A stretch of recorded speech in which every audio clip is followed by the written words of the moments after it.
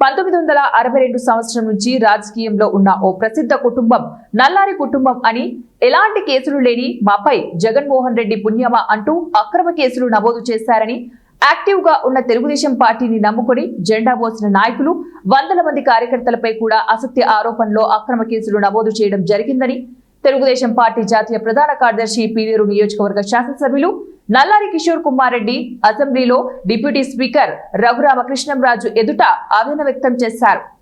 గతంలో జరిగిన ఎన్నికల ప్రచారంలో గెలవడానికి నాయకులు కార్యకర్తల్ని అడ్డు తొలగించుకోవాలన్న ఉద్దేశంతోనే ప్రచారంలో పాల్గొనకపోయినా ఇండ్ల దగ్గర ఉండే వారిపైన కూడా కావాలనే కక్షలతో కేసులు నమోదు చేశారని అసెంబ్లీలో ఆయన తెలియజేశారు. హైకోర్టులో రిలీఫ్ వచ్చింది. మా బెయిల్ రద్దు కోసము ఆయన సుప్రీంకోర్టుకు పోయినారు. అధ్యక్ష, రాష్ట్ర ప్రభుత్వం 60 లక్షల డబ్బు ఖర్చు పెట్టి మా బెయిల్ రద్దు కోసం సుప్రీంకోర్టు పోయినారు. ఆ రోజు ఏదో దేవుని దయ వల్ల సుప్రీంకోర్టులో కూడా మాకు న్యాయం జరిగింది కాబట్టి మేము బయటపడినాం. లేకపోతే 3 నెలలు జైల్లో ఉండాల్సి వచ్చు మేమందరం కూడా. అదేవిధంగా హోమ్ మినిస్టర్ గారిని, ముఖ్యమంత్రి గారిని కోరుకుంటున్నా, ఈరోజు వైసీపీ టైంలో పెట్టిన కేసులు అన్నీ కాదు. రాయలసీమలో కానీ, అన్నమయ్య జిల్లాలో కానీ, ఆ రోజు పెద్దిరెడ్డి రామచంద్రారెడ్డి కానీ, అప్పుడుండే ఎంపీ గారు కానీ, ఈరోజు పోలీసు వాళ్ళు అప్పుడు తెలుగుగా ఏం చేశారంటే వైసీపీ ప్రభుత్వంలో ఛార్జ్షీట్ వేసేసినారు. అధ్యక్ష, ఈరోజు కోర్టులలో కేసులు ఉన్నాయి.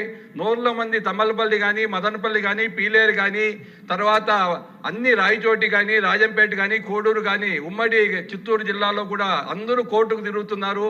ఇప్పుడు ఏమొస్తామందంటే టెక్నికల్గా ఛార్జ్షీట్ వేసాం కాబట్టి మనం కేసులు పేర్లు తీయలేమని చెప్పి పోలీసు వాళ్ళు చెప్తున్నారు. అధ్యక్ష,